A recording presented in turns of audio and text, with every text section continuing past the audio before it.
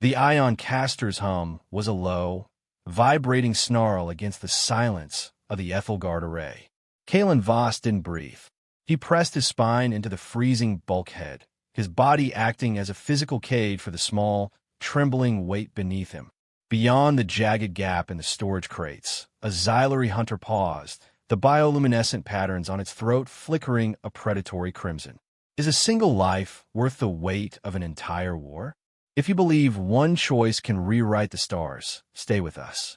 The silence is about to break.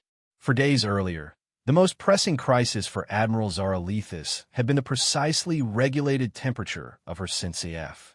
It sat at exactly 42 degrees, the steam rising in thin, predictable ribbons as she watched the stars blur into the long streaks of a warp jump.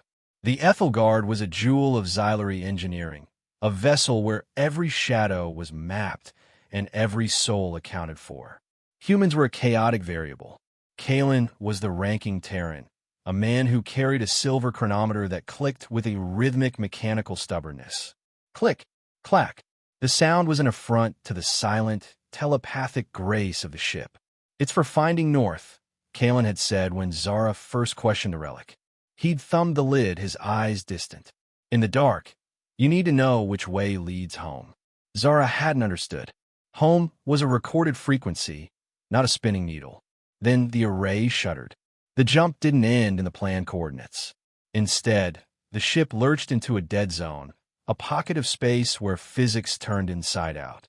Gravity failed, then the lights. In the suffocating black, the xylary officers were paralyzed. Their telepathic links, usually a symphony of shared data, became a screaming feedback loop of collective terror.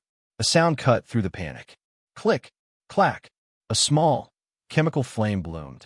Kalen stood at the junction, the orange light of a lighter carving his face into hard, ancient angles. He wasn't looking for a data port. He was watching the way the smoke from a blown fuse drifted. The air is pulling toward the subdeck. Kalen's voice was a rough rasp, devoid of the telepathic polish Zara was used to. If we don't seal the primary vents, this station is going to... A distant boom cut him off. The subdeck groaned. Kalen didn't wait for a committee.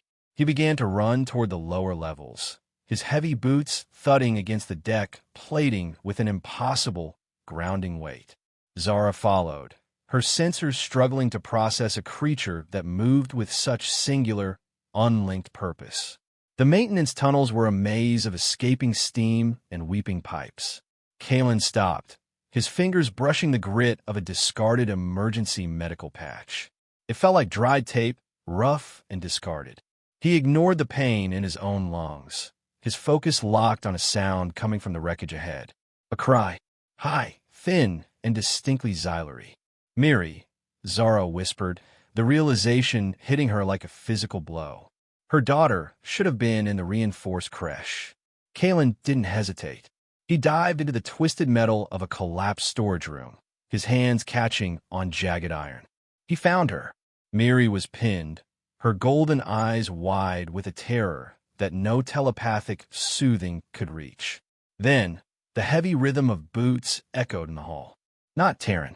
Xylary hunters, their minds fractured by the dead zone, reverted to primal aggression. If the patrol found her, they would take her with them.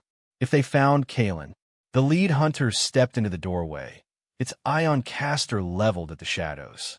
The soldier's golden eyes swept over the wreckage, the crimson light of his throat pulsing with a rhythmic, agitated frequency that signaled he was barely tethered to his own sanity.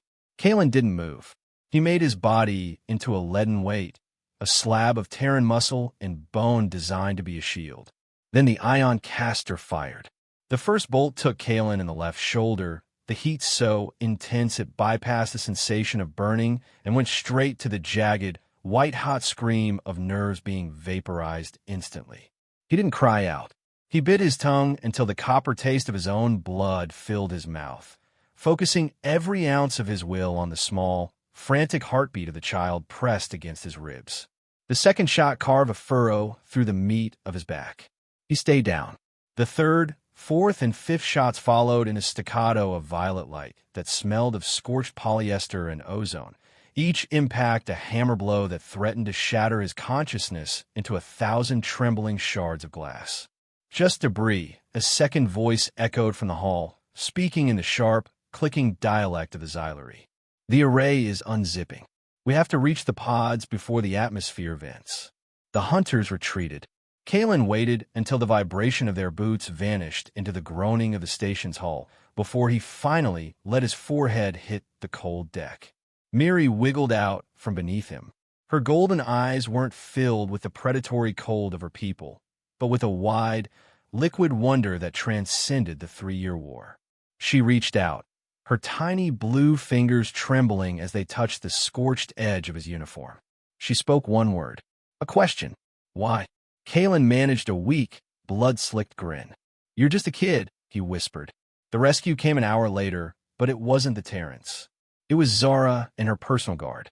They found them in the maintenance shaft, Kalen's hands shaking as he tried to apply the final emergency medical patch, the one that felt like grit and dried tape, to Miri's bruised leg instead of his own catastrophic burns.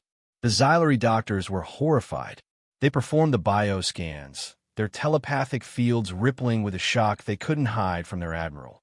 The pattern of the wounds was undeniable. The human had taken 5 direct ion bursts to save a daughter of the hegemony. It meant that someone had voluntarily sacrificed themselves to protect. Zara stopped. The thought fractured against the hard reality of the silver chronometer sitting on the medical tray.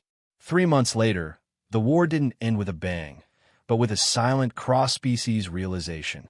On Xylos Major, under the light of 3 suns, Kalen Voss sat in a crystal garden that smelled of salt and alien jasmine. He was different now. The xylary's cellular regeneration had saved his life, but it had woven their silver thread DNA into his own, extending his years and opening his mind to the hum of the world. He pulled the silver chronometer from his pocket. The needle was steady now, pointing toward the heart of the city. Miri sat beside him, her small hand resting on his arm, watching the suns dip below the horizon. The ticking of the clock was the only sound in the quiet evening. The clicking lid snapped shut, echoing softly against the stillness of the garden. Utiro, what would you sacrifice for an enemy? If this story of the Aegis moved you, join us for tomorrow's Chronicle.